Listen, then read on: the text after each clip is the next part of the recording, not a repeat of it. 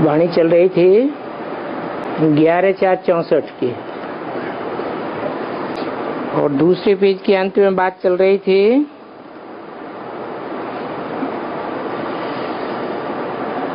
कि मम्मा बाबा की सीट तो नामी ग्रामी है, क्योंकि ये तो लक्ष्मी नारायण बनते हैं,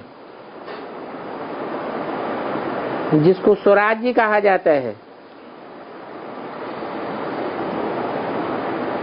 ये है स्वराज्य के लिए राम का यज्ञ। तो तुमको स्वराज्य मिलता है, क्योंकि राम बाप को कहा जाता है। बाप का तुमको वर्षा मिलता है। जो भी सब मनुष्य मात्र हैं, इस रुद्र ज्ञान यज्ञ में सब स्वाहा होने वाले हैं।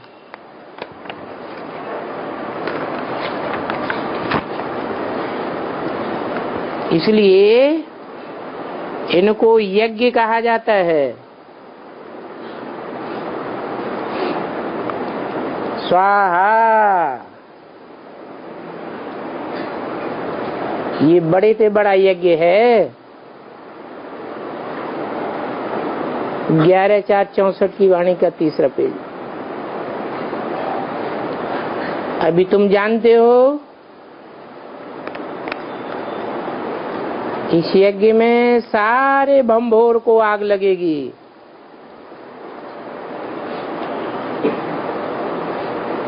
और तुम अभी आते हो बाबा के पास पुरानी दुनिया छोड़ देने के लिए। तुम्हारी बुद्धि में आ गया है आप मुए मर गई दुनिया।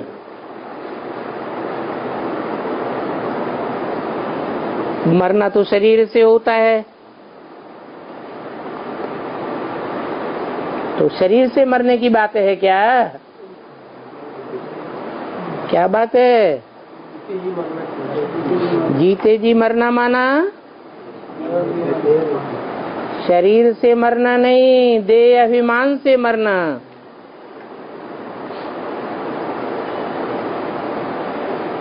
तो कहावत है आप मुए मर गई दुनिया। तो तुम अशरीरी हो जाते हो। आत्मा तो मरती नहीं, अशरीरी होने की बात है।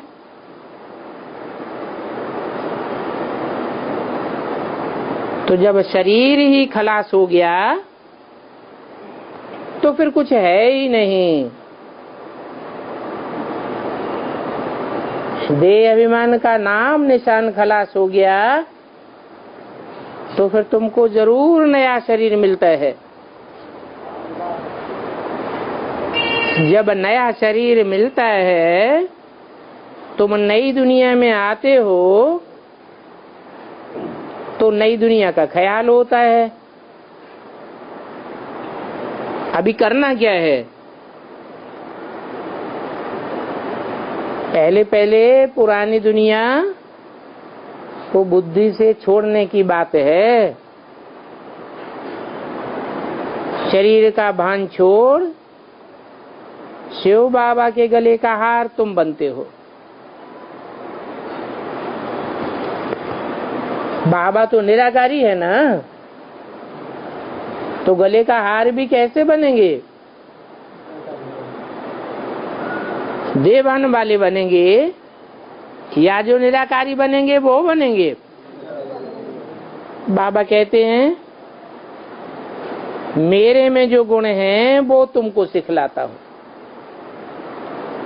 कौन कहता है? शिव बाबा कहते हैं कि मेरे में मुख्य गुण कौन सा है?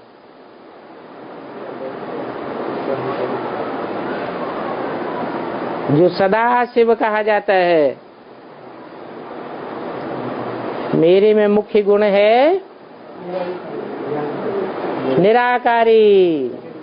फिर और बातें आती हैं, निराकारी, निर्विकारी, निरहंकारी। तो वो ही मैं तुमको सिखाता हूँ, दूसरा तो कुछ नहीं सिखाता। कोई भी नई इन्वेंशन निकालते हैं तो उसकी वृद्धि राजाओं के द्वारा कराते हैं।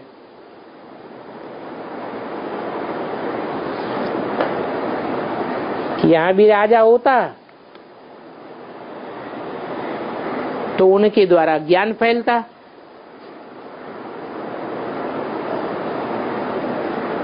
तो यहाँ ब्राह्मणों की दुनिया में कोई राजा नहीं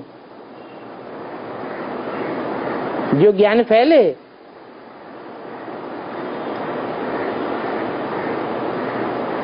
राजा तो होगा जरूर, लेकिन पहले पहले वो भी क्या बने, निराकारी बने। जब खुद निराकारी बने तो ये ज्ञान भी फैलेगा।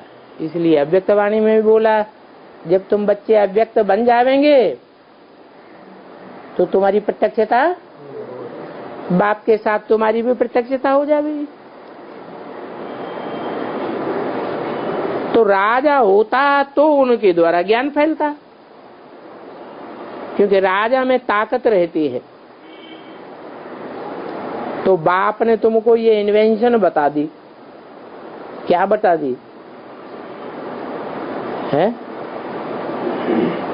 क्या बाबा ने इन्वेंशन बता दी? कौन सी खोज की नई बात बता दी जो नाम वाला हो जावे दुनिया में है? जितना जितना निराकारी बनेंगे उतना उतना ज्ञान की और बाप की प्रत्यक्षता होती जाएगी। अभी तुम जान गए हो कि स्वर्ग की स्थापना कैसे होती है, कैसे होती है? अरे अभी तो बताया, जैसे जैसे स्वस्थिति की स्थापना बुद्धि में होती जाएगी, जैसे जैसे हम स्वस्थिति में स्थित होते जाएंगे, वैसे वैसे हमारे लिए स्वर्ग का वायुमंडल बनता जाएगा। अभी देखो स्वर्ग की स्थापना में कितना माथा मारना पड़ता है। क्यों मारना पड़ता है? क्योंकि घड़ी घड़ी देवान आ जाता है। कोई इन्वेंशन निकालते हैं तो गवर्नमेंट को बतलाते हैं ना कि इन्वेंशन वृद्धि में आ जाए, तो तुमको बेहद का बाप का परिचय देना है। क्या है? गवर्नमेंट को बताएं, क्या बताएं?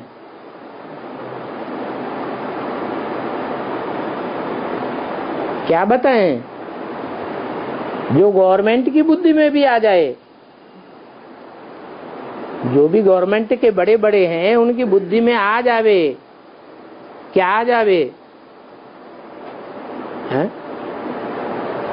कि जैसे और धर्म स्थापन हुए हैं तो किसके द्वारा स्थापन हुए हैं? इस्लामी, बौद्धिक, क्रिश्चियन आदि। गुरु नानक का सिख धर्म, जो भी धर्म स्थापक आए हैं उनकी पहचान की खासियत क्या थी? निराकारी स्टेज थी। तो गवर्नमेंट के लोगों को भी बताना है कि देखो वो जो धर्म स्थापन हुए हैं वो तो पुराने से पुराने धर्म नहीं है। नए हैं या पुराने हैं? वो तो 2500 साल के अंदर है। लेकिन जो ओल्ड होता है सो गोल्ड कहा जाता है। असली धर्म तो अभी परमपिता परमात्मा आकर स्थापन कर रहे हैं।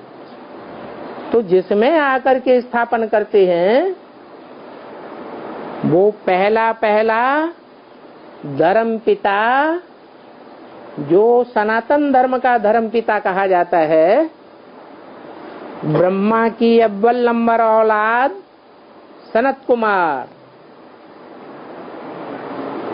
वो प्रत्यक्ष हो चुका है। उसकी ये खासियत देखने में आवेगी क्या कि 1 सेकंड में चाहे तो निराकारी हो जाए, 1 सेकंड में साकारी, और 1 सेकंड में मनन चिंतन मंथन की आकारी स्टेज में स्थित हो सकता है। तो बेहद के बाप का परिचय दो, तुम जानते हो। अभी हम उस बाप से 5000 वर्ष पहले मुआफिक फिर से सहज राजयोग सीख रहे हैं। इसलिए सीख रहे हैं कि हम भी निराकारी बने, निर्विकारी बने, निरहंकारी बने, और इस देह का भान छोड़ दें। तो हम वो राजयोग की पढ़ाई पढ़ रहे हैं। क्या राज नुदा हुआ है? ये राज नुदा हुआ है कि जितना जितना हम निराकारी बनेंगे, उतना उतना देह अभिमान छूट जाने के कारण देह की इंद्रियों का भान भी छूटता जाएगा। इंद्रियों पर कंट्रोल होता जाएगा, इंद्रियों पर विजय प्राप्त अनुभव करते जाएंगे। ये इंद्रियों पर विजय प्राप्त करने की राजाई पढ़ाई हम पढ़ रहे हैं। तुमको पूछने की भी दरकार नहीं रहती है, सब कुछ आप ही बतलाते जाते हो। कोई पूछे इतना दिन तुमको कितना पढ़ाया है?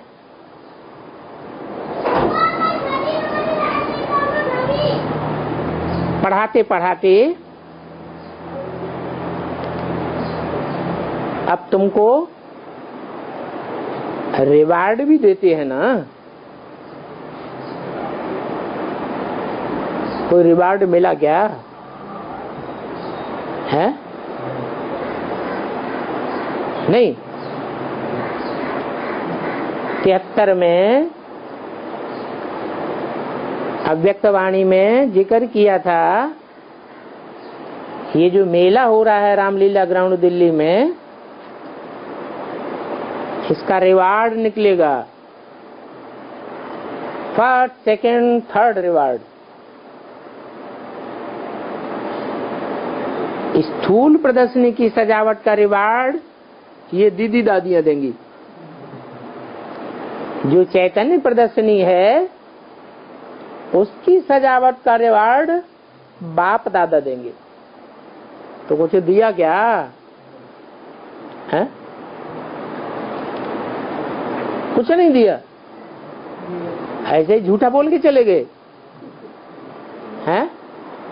क्या दिया है?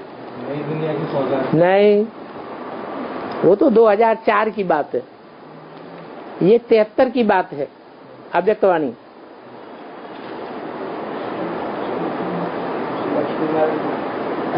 नहीं, वो लक्ष्मी नारायण वाली बात तो सन 66 में ही 66 में ही डिक्लेयर कर दी थी कि आज से 10 वर्ष पहले नहीं, आज से 5000 वर्ष, आज से 10 वर्ष कम 5000 वर्ष हुए जब लक्ष्मी नारायण का जन्म हुआ। नहीं, वो ही तो बाप की प्रत्यक्षता हो गई सन 76। बाप सदा शिव की प्रत्यक्षता नारायण के द्वारा ही होगी ना, तो वो तो उद्घाटन कर दिया। फिर 73 में कौन सा रिवार्ड की बात की?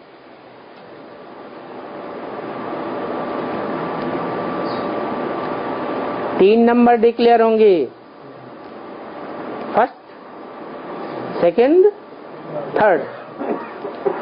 झंडे में एक दूसरे के नीचे दिखाए गए हैं कि नहीं? क्या दिखाए गए हैं? ब्रह्मा पहले नंबर में, सबसे ऊपर शंकर, 3 नंबर प्रत्यक्ष होंगे। ब्रह्मा बाप और जगदम्बा, क्योंकि बाप सदैव माता को आगे रखते हैं, ब्रह्मा सु विष्णु। तो वैष्णवी शक्ति पहले प्रत्यक्ष होगी, बाप पीछे पीछे प्रत्यक्ष होता है, फिर जगदम्बा। तो ऐसे ऐसे पॉइंट्स धारण करके लिखो कि ये जो तिरंगा झंडा है वो किस बात की यादगार है। जो बड़े फकुर से 15 अगस्त 26 जनवरी को झंडारोहण करते हैं, बोलते हैं क्या, झंडा ऊंचा रहे हमारा विजयी विश्व, तो क्या कपड़े का झंडा विजयी विश्व करके दिखलाता है? फिर जरूर कोई चैतन्य आत्माएं हुई होंगी ना। उन चैतन्य आत्माओं ने 3 प्रकार के शरीर रूपी वस्त्र को, शरीर रूपी झंडे को धारण किया होगा। 3 प्रकार के उस शरीर रूपी चरित्र बजाए होंगे। लाल रंग किस बात की निशानी है? क्रांति की होगी, ज्ञान की क्रांति होती है पहले पहले। फिर सफेद रंग दिखाया है, काय की क्रांति होती है? प्योरिटी की प्रत्यक्षता होती है। दुनिया के सारे काम प्योरिटी से होते हैं, प्योरिटी के बगैर कोई काम सफल नहीं होता है। और सबसे नीचे ब्रह्मा का हरा रंग दिखाया गया। आएगा आएगा आएगा, क्या आएगा? हैं?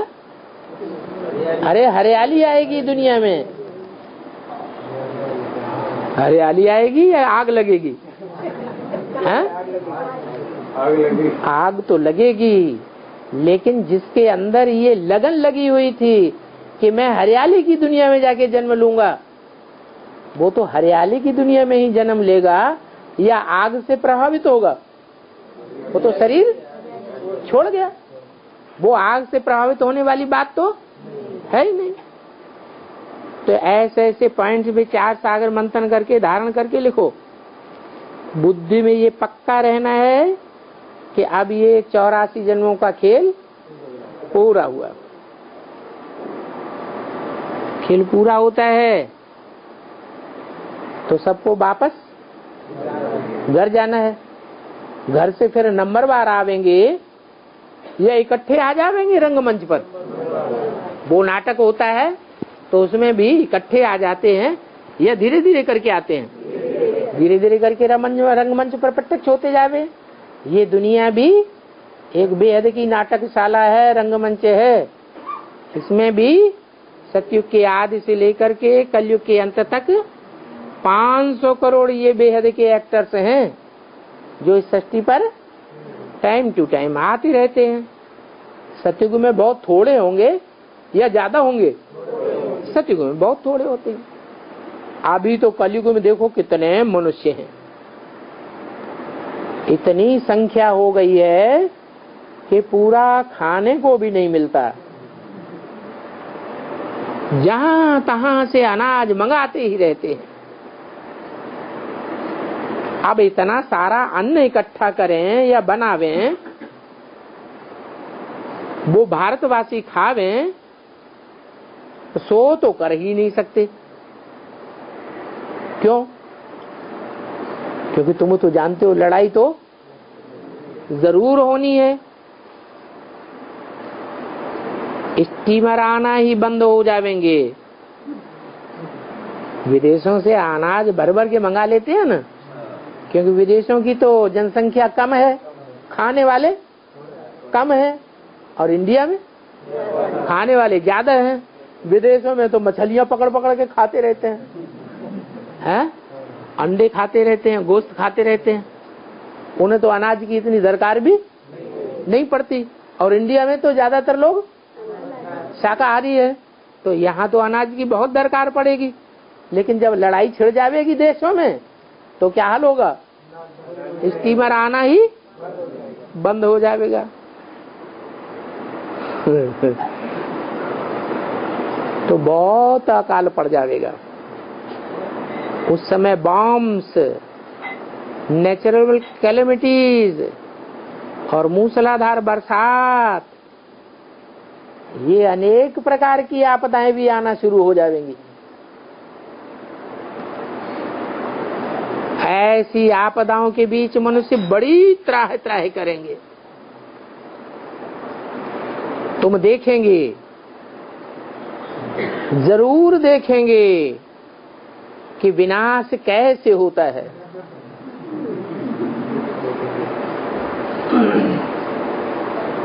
रिहर्सल तो होती रहती है, अभी भी बीच बीच में रिहर्सल तो, भुज में रिहर्सल हुई थी कि नहीं 10 साल पहले? हाँ, रिहर्सल तो होती रहती है। कहते हैं एक दूसरे को धमकी देते हैं।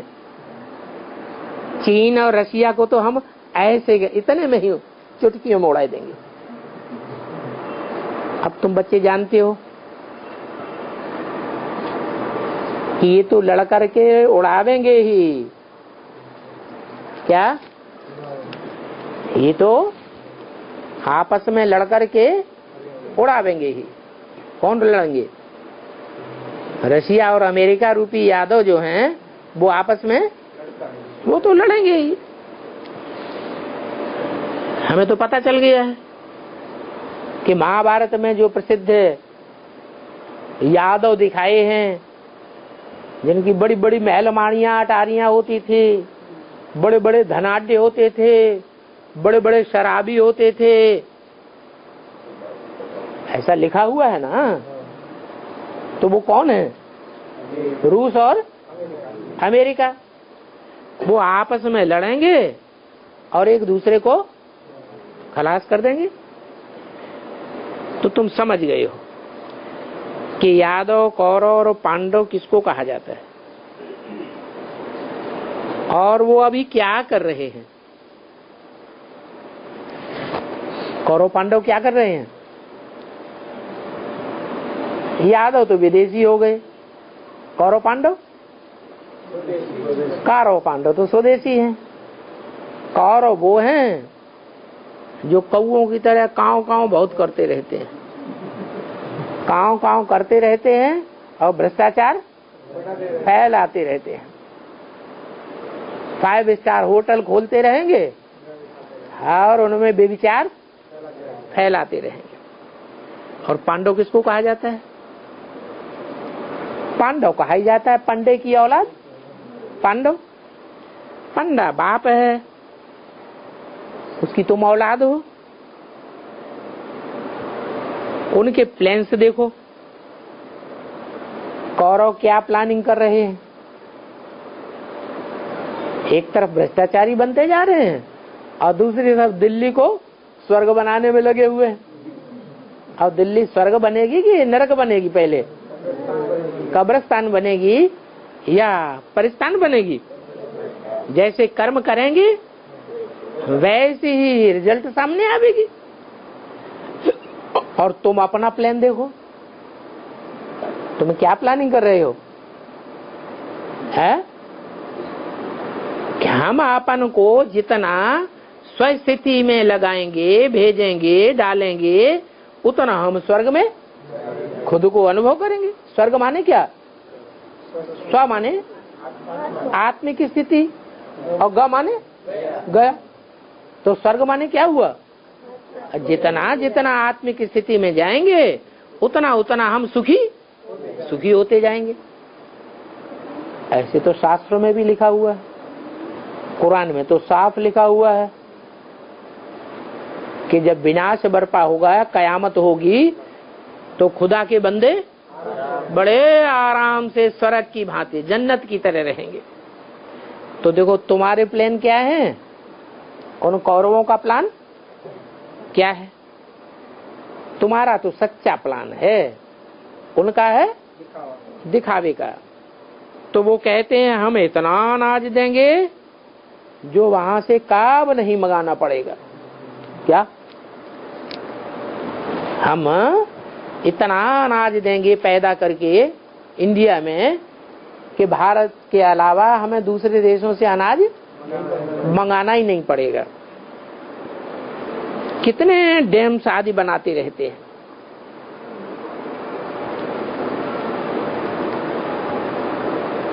ये डैम्स आदि बनाना, पानी का जो नेचुरल बहाव है उस बहाव को अपनी बुद्धि लड़ा करके रोक देना।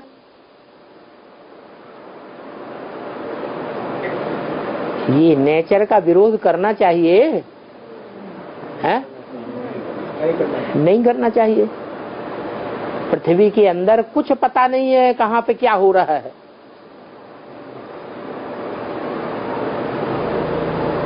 कौन से पहाड़ से कब ज्वालामुखी फूट पड़े तो डैम तो फट जाएगा और चारों तरफ पानी ही पानी हो जाएगा। तो कितना नुकसान हो पड़ता है। इसको नेचुरल कैलेमिटीज कहा जाता है। ऐसी बहुत आपदाएं आवेंगी। एक मुरली में बोला है ये नंगल डैम जो बनाया हुआ है, हाँ, गोविंद सागर, 2 लंबे लंबे पहाड़ हैं। उन पहाड़ों के बीच में बहुत गहरा पानी भरा हुआ है। मीलों लंबे पहाड़ हैं। इसमें इतना पानी भरा हुआ है कि जब वो डैम टूटेगा तो सारी दिल्ली बोड़म बोड़ हो जाएगी। छोटी सी हिंडन नदी में बाढ़ आ गई थी। सतलुज नदी पर वो तो अलग बात। दिल्ली के पास एक हिंडन नदी है, उस छोटी सी नदी में बाढ़ आई थी तो दिल्ली के अंदर जो मॉडल टाउन बना हुआ था 4-4 मंजिलों के मकान, उसमें 2-2, 3-3 मंजिल डूब गए। तो उस गवर्नमेंट के प्लान देखो, बिल्डिंगें बनाते हैं तो नक्शा पास कौन करता है? और गवर्नमेंट के इंजीनियर से पास करते हैं ना, प्लानिंग होती है ना उनकी, तो उनकी प्लानिंग फेल। नेचुरल कैलेमिटी से कोई बच पाएगा क्या? नहीं। तो तुम बच्चों को तो ऐसी स्थितियों में बड़ा स्थिरियम रहना है क्या? ऐसे नहीं, ऐसी ऐसी आपदाएं दुनिया में आने लगे तो होल डाल हो जाओ। इस पुरानी छीछी दुनिया में तुम तो जानते हो अब हमको कितना टाइम रहना है। अब हम तो चले के चले। तुम चाहते हो बस अभी सुखधाम बन जावे, परंतु तुम तो अभी बाप के साथ हो। जब तक बाप है तो बाप तो सुखधाम में जाता नहीं है। जाता है? बाप तो सुखधाम में जाते नहीं है। तो जब तक बाप है तब तक सुखधाम तो है बन नहीं सकता। तो इसलिए बाप के साथ साथ तुम बहुत सेवा करते रहो और जन्म जन्मांतर का अपना भाग्य बनाते रहो। हर एक को लिबरेट करते हो। पतित पावन की तुम सेना हो, तो सबको पावन बनाने में तुम्हारा भी हिस्सा लगता है। सबको पावन बनाते हो। समझाना पड़े कि 5000 वर्ष पहले भी हमने ये राखी बांधी थी। कौन सी राखी? ये पवित्र रहने की राखी बांधी थी। जितना जितना हम अभी पवित्र रहेंगे, मन बुद्धि को विकारों से परे रखेंगे, उतना उतना हम अपने लिए स्वर्ग स्थापन करते रहेंगे, निर्विकारी दुनिया बनाते रहेंगे। सतयुग त्रेता में तो फिर ये राखी बांधने की दरकार ही नहीं रहती है। क्यों? वहां तो पवित्र ही होते हैं, वहां कोई देह अभिमानी बनता ही नहीं। ये देह अभिमान की इंद्रियां वहां काम करती नहीं। हाँ, फिर द्वापर से ये रस्म शुरू होती है। कौन सी रस्म? भ्रष्ट इंद्रियों से भ्रष्ट कर्म करने की रस्म कहाँ से शुरू होती है? द्वैतवादी युग से शुरू होती है, जहाँ रावण का राज्य चल जाता है। वो है ही भक्ति मार्ग। रावण से आती है भक्ति और राम से आता है ज्ञान। तो द्वापर युग से होता ही है भक्ति मार्ग। तुम जानते हो, अभी हम बच्चे आए हैं बाप के गले का हार बनने के लिए, तो क्या करना पड़ेगा? है? गले का हार बनने के लिए आए हैं, तो कैसे बनेंगे? स्वयंवर होते थे तो कन्या वर के गले में हार डालती थी, तो समान के गले में हार डाला जाता है या भिखमंगे के गले में हार, कोढ़ी के गले में हार डाल देगी? समान होना चाहिए ना। गला हार बनने के लिए तो क्या करना पड़े? कहाँ समान बनना पड़े? जैसे बाप निराकारी, वैसे हमारी स्टेज भी निराकारी, निर्विकारी, निरहंकारी स्टेज झलकनी चाहिए। तो देखो अभी बच्चों को कितनी खुशी होती है। क्या? किस बात की खुशी है? नहीं, हमने निराकारी, निर्विकारी, निरहंकारी बनने वाले बाप को पहचान लिया है। हमने पहचाना है और हम औरों को पहचान दे भी रहे हैं। बस अभी हम गए कि गए? कहाँ गए? हैं? ऊपर गए कि नीचे गए? हाँ? ऊपर गए, नीचे तो नहीं जाते हैं। देख लो भाई, अच्छी तरह से चेकिंग कर लेना, हैं? कहीं नीचे ना ढलक जाते हो। हाँ? अच्छा, पाप कर्म विकर्म की गति तो तुम समझते हो ना? क्या समझते हो? हैं? इंद्रियों से खास करके बड़ा पाप कौन सा होता है? काम विकार। काम विकार की इंद्रिय से कहीं उत्तेजना में आकर हम ऐसा पाप तो नहीं करते जो हमारा विकर्म बन जाए, पाप कर्म बन जाए। तो विकर्म की गति तो समझते हो। क्या गति है? विपरीत कर्म कैसे बनता है? देवान में आए तो विपरीत कर्म बनेगा, और बाप की याद में रहे तो इंद्रियां उत्तेजना में आएंगी? नहीं आएंगी। तो गति तो समझ गए हो। जो कुछ इस समय समझा रहे हैं हूबहू अक्षर बाई अक्षर 5000 वर्ष पहले भी तुमको समझाया था। क्या?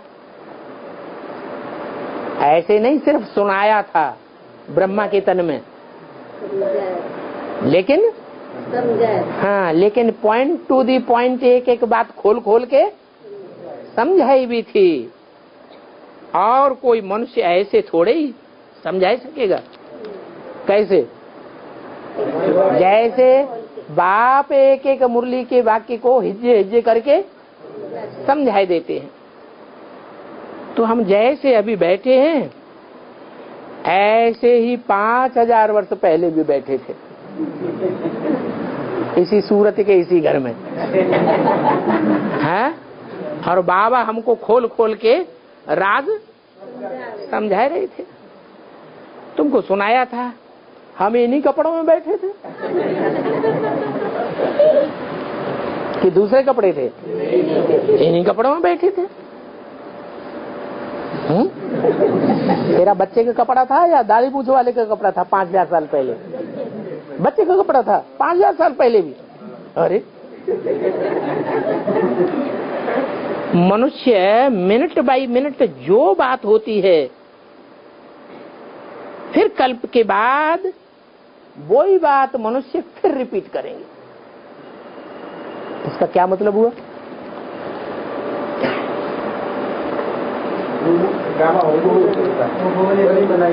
हाँ, कि हमारी हरेक की आत्मा में जो पार्ट भरा हुआ है वो ही पार्ट हम 5000 वर्ष बजाते हैं। इसका मतलब हम कुछ नहीं करते, है? हम कुछ नहीं करते, ऑटोमेटिक हमारी आत्मा में जो रिकॉर्ड भरा हुआ है वो ही रिकॉर्डिंग बजती रहती है। हम देह अभिमान में आके अहंकार में आ जाते हैं। क्या अहंकार में आ जाते हैं? मैंने ये किया, ये मैंने कहाँ से आता है? देह भान से ये मैंने आता है। नहीं तो वास्तव में न हम कुछ करते हैं न हम किसी से कुछ करा सकते हैं। वास्तव में प्रकृति के नियमानुसार सब कुछ अपने आप घटित होता है। तो ये बातें सिवाय तुम्हारे कोई की बुद्धि में नहीं है। वो भी जो सर्विसेबल बच्चे हैं वो इन बातों को समझ सकते हैं। क्या? कैसे सर्विसेबल? इन बातों को जो सुनते हैं और दूसरों को फिर सुनाते हैं उनकी बुद्धि में पक्का हो जाता है।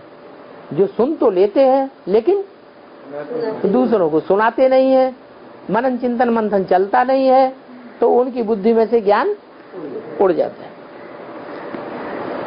तो ऐसे सर्वसेवल बच्चों की बुद्धि में धारणा हो सकती है। ये बात ध्यान में रखना है कि हम इस वर्ल्ड ड्रामा के एक्टर्स हैं। कल पहले भी हमने ऐसे ही पुरुषार्थ किया था जैसे अभी कर रहे हैं। क्या? कल पहले भी ऐसे ही पुरुषार्थ किया था जो अब बाप हमसे कराए रहे हैं। कल बाद भी फिर ऐसा ही हमारा पार्ट होगा। यही गीत आदि फिर बजते रहेंगे। कितनी वंडरफुल समझने की बातें हैं। बाप कहते हैं इस पुराने शरीर को भी भूल जाना है। क्या कारण बताया? ये जो पार्ट वाले ड्रामा में चल रहा है इसका मूल कारण क्या है? परमधाम से जब अवतरे थे तब देवान था? नहीं था। तब निराकारी स्टेज थी। जैसे ही इस 5 तत्वों की दुनिया में आए वैसे ही कुछ न कुछ देवान सत्युग के आदि से ही आंखों में देवान आया या नहीं आया? आया। आंखों में देवान आया। भले सात्विक स्टेज का देहभान था, अव्यभिचारी देहभान था या व्यभिचारी था? अव्यभिचारी देहभान था, लेकिन था तो देहभान। देह का आकर्षण तो था ना। तो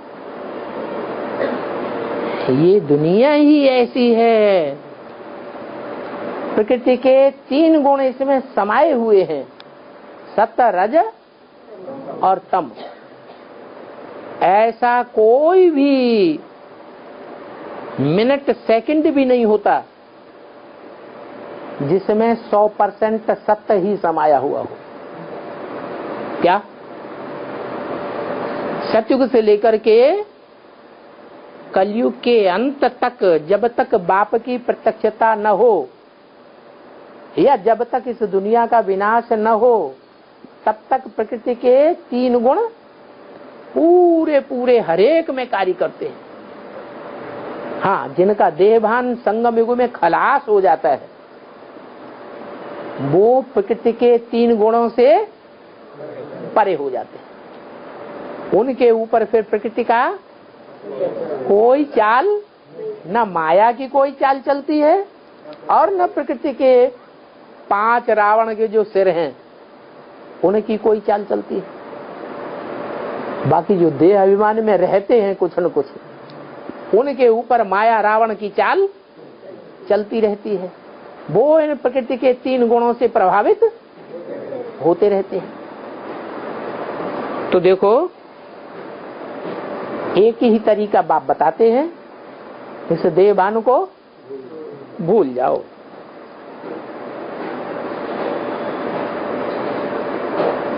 सत्युग आज से ही आत्मा इस सृष्टि पर आती है और देवान में गिरना शुरू हो जाती है, प्रकृति के चंबे में आ जाते हैं।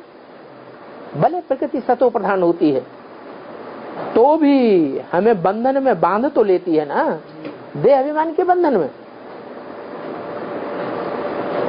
तो प्रकृति सारा कार्य करवा रही है या हम कर रहे हैं? प्रकृति ही सारा कार्य करवा रही है। प्रकृति के 3 गुण सत रज तम वो सदैव इस सृष्टि पर 5000 साल काम करते रहे। मनुष्य क्या समझता है? देह अभिमानी मनुष्य समझता है हम कर रहे हैं। तो इस शरीर को भूल जाना है। बेहद का बाप कहते हैं अब शरीर ही बन जाओ।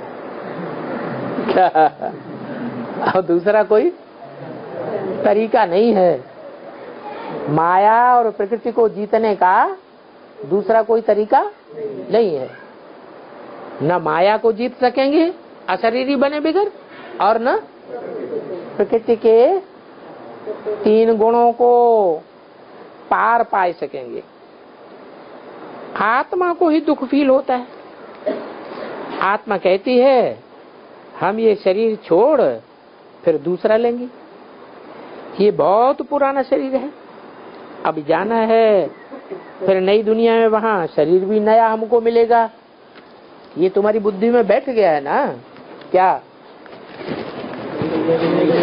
नई दुनिया में हमको नया शरीर किस आधार पर मिलेगा? कौन सा पुरुषार्थ? जितना जितना हम निराकारी बनेंगे, देह का भान छोड़ते जावेंगे, उतना उतना हम नई दुनिया में सुख को अनुभव करेंगे। 11/4/64 की वाणी का 4था पेज। इसको कहा जाता है सतयुग की नई दुनिया। तुम जानते हो बरोबर बाबा से प्राप्ति तो हमें मिलनी ही है। क्या प्राप्ति मिलनी है? बाबा को याद करेंगे तो प्राप्ति क्या मिलेगी? हैं? अभी क्या वर्षा तो मिलेगा सतयुग में? अभी क्या मिलेगा? जितना जितना याद करेंगे उतना उतना क्या प्राप्ति मिलेगी? अरे डकैत को याद करेंगे तो क्या मिलेगा? चोर को याद करेंगे तो क्या मिलेगा? अरे हैं? चोरी डकैती के गुण मिलेंगे कि नहीं मिलेंगे? अब बाप को याद करेंगे तो क्या मिलेगा? क्या है बाप का विशेष गुण? निराकारी स्टेज बनेगी। जितनी जितनी निराकारी स्टेज बनेगी उतना हम देहभान से परे होते जाएंगे, स्वस्थिति में स्थित हो जाएंगे। तो इसी दुनिया में हम स्वर्ग का अनुभव करेंगे, प्रकृति के बंधन से मुक्त अनुभव करेंगे। अभी अभी ऐसे नहीं, सतयुग में अनुभव करेंगे। कहाँ अनुभव करेंगे? इस दुनिया में ही हम प्रकृति के गुणों से परे हो जाएंगे। क्या कैसी स्टेज बन जाएगी? निराकारी, निर्विकारी, निरहंकारी स्टेज बन जाएगी। द्वापर से लेकर अपने कर्मानुसार लौकिक बाप से वर्षा लेते आए हो। क्या जैसे जैसे कर्म किए हैं कर्मों के अनुसार वर्षा लेते आए, जन्म जन्मांतर और 21 जन्म। यहाँ वर्तमान संगम युग के श्रेष्ठ कर्मों के अनुसार तुमको वर्षा मिलता है। सतयुग त्रेता में तो इस जन्म की प्रारब्ध की मिलती है। किस जन्म की? संगम युगी, जो पुरुषोत्तम संगम युगी जन्म है, इस जन्म की बाप हमें जो प्रारब्ध देते हैं वो मिलती है। और द्वापर कलयुग से लौकिक बाप की प्रारब्ध मिलती है। लौकिक बाप जो देते हैं, चाहे लौकिक बेहद का बाप हो और चाहे हद का बाप। बेहद का बाप बेहद की प्राप्ति कराते हैं। क्या प्राप्ति करावेंगे द्वापर कलयुग में? वहां लौकिक में बेहद का बाप होगा या नहीं होगा? कि परमधाम में पड़ा रहेगा? है? होगा। तो कुछ प्राप्ति कराएगा या नहीं कराएगा? क्या प्राप्ति कराएगा? जो जो धर्म पिताएं आते हैं वो आकर सिर्फ अपना धर्म स्थापन करते हैं, राजाई स्थापन नहीं करते। और जो बेहद का मनुष्य सृष्टि का बाप है वो हर धर्म में अपने ग्रुप के साथ जन्म लेकर के राजाई स्थापन करता है। तो राजाई का वर्षा सभी धर्म वालों को उस समय बेहद के मनुष्य सृष्टि के बाप से मिलता जाता है। तो बताया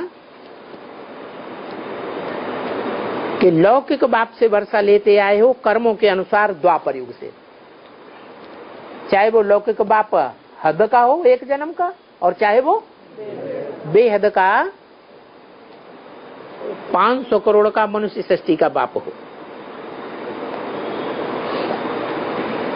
वहां कौन से बाप से वर्षा मिलता है? द्वापर कलयुग में हद के बाप से वर्षा मिलता है। हद के बाप से वर्षा तो मिलता है, लेकिन वो हद का बाप एक जन्म का होता है। और लौकिक बाप होता है या अलौकिक होता है या पारलौकिक होता है? लौकिक बाप होता है।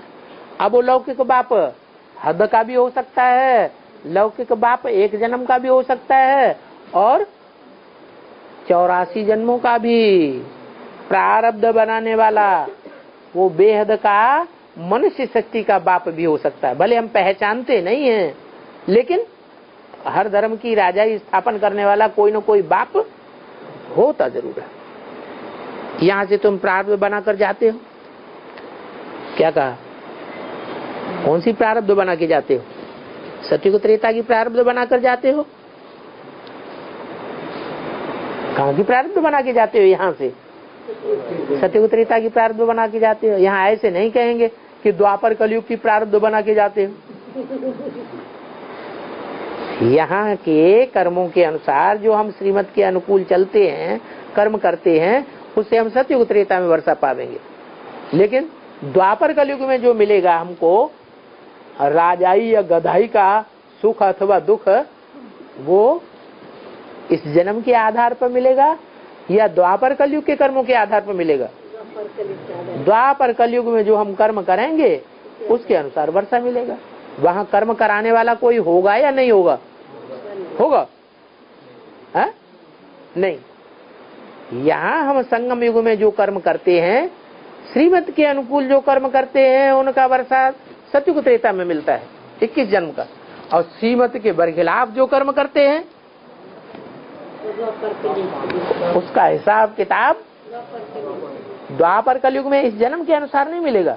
लेकिन हमारे अंदर संस्कार भर जाते हैं वो देह अभिमान के, जो हम श्रीमत को छोड़ अपनी मनमत या मनुष्यों की मत पर कर्म करने लग पड़ते हैं। तो वो ही देह अभिमान वहां भी द्वापर युग से शुरू हो जाएगा।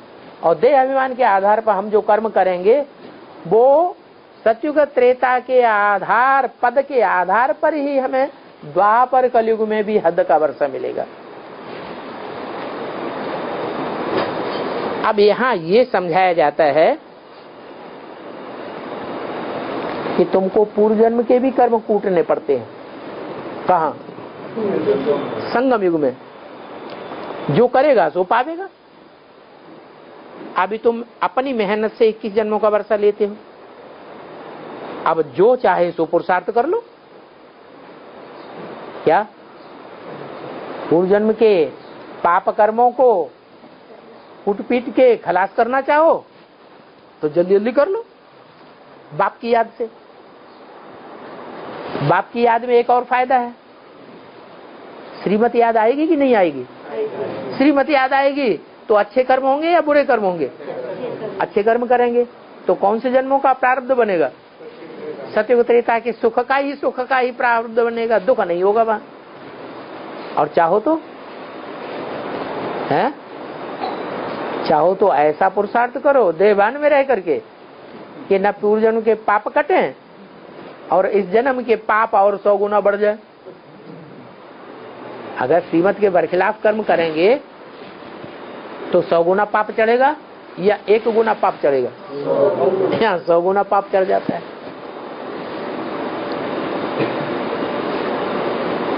तो वो फिर प्राप्ति कहाँ देगा जो 100 गुना पाप चढ़ता है? उसकी प्राप्ति कहाँ मिलेगी? पाप चढ़ जाता है तो दुख तो मिलेगा कि नहीं? कहाँ मिलेगा? है?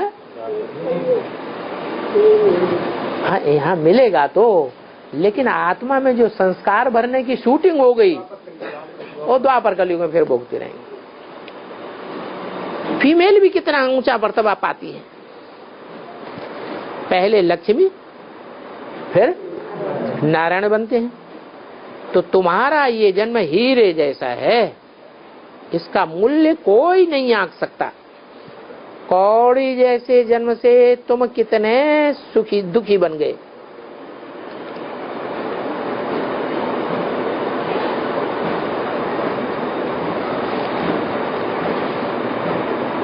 रोना पीटना क्या क्या लगा हुआ है। कौन से जन्म में? कौड़ी जैसे जन्म में। क्यों? कौड़ी जैसे जन्म में रोना पीटना लगा हुआ है। तो रोना पीटना कौन से जन्म से बंद हो? है? कौन सा जन्म हम ले हुए हैं जो हमारा रोना पीटना बंद हो जावे? है? संगम युग का जन्म लें। संगम युग का कौन सा जन्म? वो तो कौड़ी तुल्य हो गया जिससे रोने पीटना लगता है। अब हम कौन सा जन्म ले जाए जिससे रोना पीटना तो बंद हो जाए और सुखी ही सुखी हो जाए? कैसे हो जाएंगे? हीरे तुल्य जन्म ले लें तो क्या करें? है? लंदन में रखा हुआ कोहनेरी हीरा चुरा लें, है? गले में लटकाए लें तो हर समय याद बना रहेगा। तो हीरे तुल्य जन्म हो जाएगा? फिर कैसे करें? है? अरे वो स्थूल हीरे की बात नहीं है, ये तो आत्मा के स्मृति की बात है। आत्मा को चेक करना है घड़ी घड़ी। कौड़ी जैसा अंधेरा गड्ढा याद आता रहता है या हीरे जैसी आत्मा याद आती है? 24 घंटे में क्या ज्यादा याद आता है? स्टेज क्या है?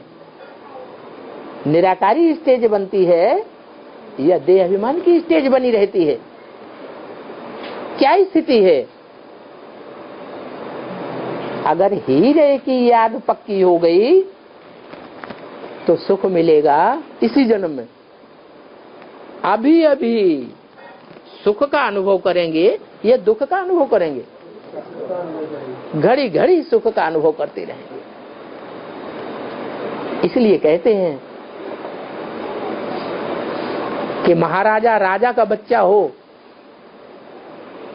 तो कौड़ी कौड़ी के लिए मोहताज होगा? नहीं हो सकता। यहाँ तो तुम विश्व का मालिक बनाने वाले के बच्चे बने हो, तो जब वहां हेवनली गॉडफादर के बच्चे हैं तो हम दुखी क्यों रहते हैं? क्या कारण हुआ? कौड़ी जैसा जन्म है। कौड़ी को स्मृति में रखते हैं ज्यादा और हीरे की याद भूल जाती है। हीरे की याद माने क्या? नहीं, आत्मिक स्थिति सिर्फ हीरा नहीं है। सबकी आत्मा हीरा है भी नहीं। कोई की आत्मा कौड़ी है अभी और कोई की आत्मा हीरा है। कौड़ी है तो अंधेरा अज्ञान का है या नहीं है? अज्ञान का अंधेरा है तो अनिश्चय आता है या नहीं? अविश्वास पैदा होता है ना? होता है। और अगर आत्मा हीरे जैसी है तो हीरा ही याद आवेगा, हीरो पार्टधारी याद आवेगा या कौड़ी पार्टधारी याद आवेंगे? जैसा संग वैसा रंग लगेगा। तो देखो कौड़ी जैसे जन्म से कितना रोना पीटना लगा हुआ है। आफतों से मनुष्यों को नींद ही नहीं आती है, इतना दुखी होते हैं जो गोली लेकर के आराम करना पड़ता है। अभी बाप कहते हैं आगे चल के तो बड़ा हंगामा होना है, फिर कैसे नींद आवेगी।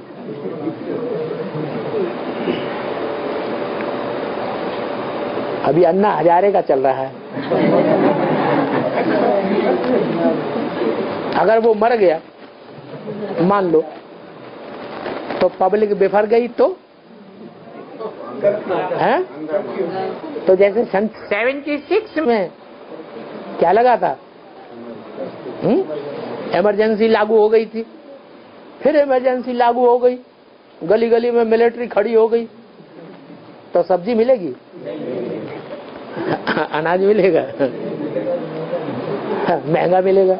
गरीब तो बेचारे वैसे ही मर रहे हैं और ही मरने लग पड़ेंगे। गरीबों की तो बात छोड़ो, और रईसों की भी अच्छी तरह से धुनाई हो जाएगी। बड़ा हंगामा होना है, इतना हंगामा बढ़ता जाएगा जो सारा ही राज्य चला जाएगा। कौन सा राज्य चला जाएगा है? कौन सा राज्य चला जाएगा? अरे है कौन सा राज्य? हाँ, ये भ्रष्टाचारी सारा राज्य खलास हो जाएगा। मिलिट्री सब ये ही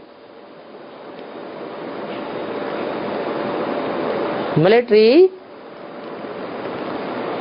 सब और तैनात हो जाएगी।